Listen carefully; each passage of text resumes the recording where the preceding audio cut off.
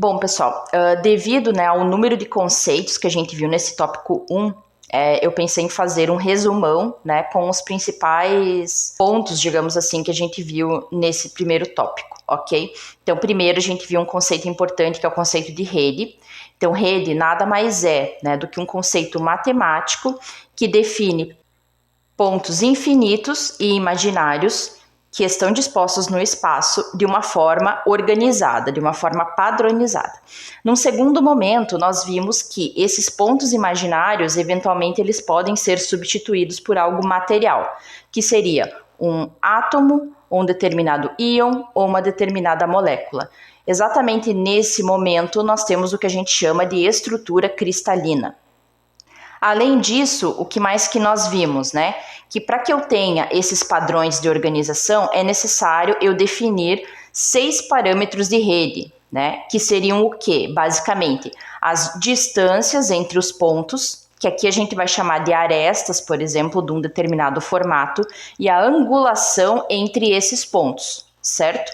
Então, nós teríamos 3 informações de distância, em x, y e z, e também 3 possibilidades de angulação, né? Uma possibilidade de angulação que é entre os eixos x e y, uma outra possibilidade que é o ângulo entre o x e o z, e a outra entre o y e o z. Essas 6 informações do meu retículo cristalino são 6 parâmetros de rede.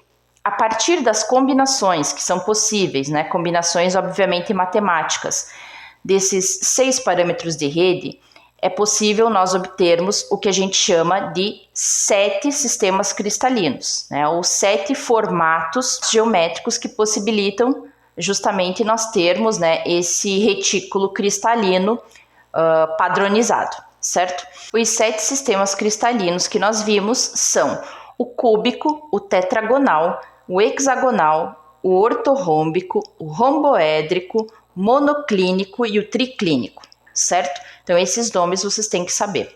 Com base nesses 7 formatos, ainda é possível eu considerar algo que a gente chama de empacotamento atômico, né? Ou seja, essa questão de nós estarmos substituindo dentro desses formatos algo material.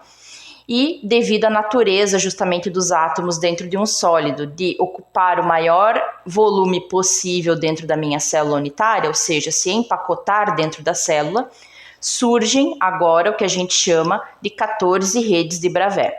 Então, essas 14 redes, na verdade, são os 14 arranjos principais que nós vamos observar de células unitárias.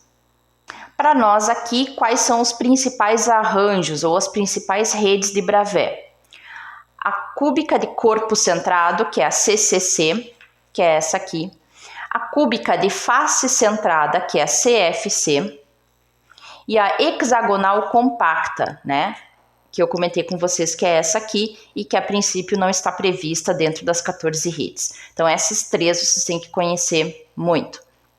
Além disso, a gente viu que para formar essas 14 redes, né, basicamente nós consideramos uma unidade de repetição, que aqui quando eu chamo de unidade eu estou falando de átomo, íon ou molécula, uma em cada vértice do meu formato, e dependendo do formato, eu posso ter ainda unidades de repetição no seu centro, nas faces do meu formato, ou somente nas bases do meu formato. Outro ponto importante que nós vimos é que para eu definir esse possível arranjo, eu sempre vou considerar o arranjo com a mesma unidade de repetição. E por fim, a gente viu que é possível ainda, né, eventualmente, devido à complexidade justamente das estruturas, nós termos outros arranjos que não são previstos dentro das 14 redes de Bravais. Um exemplo que eu já citei para vocês é a hexagonal compacta. Um segundo exemplo que eu já tinha falado em aulas anteriores, né, que é a estrutura do tipo espinélio, que a gente observa em cerâmicas.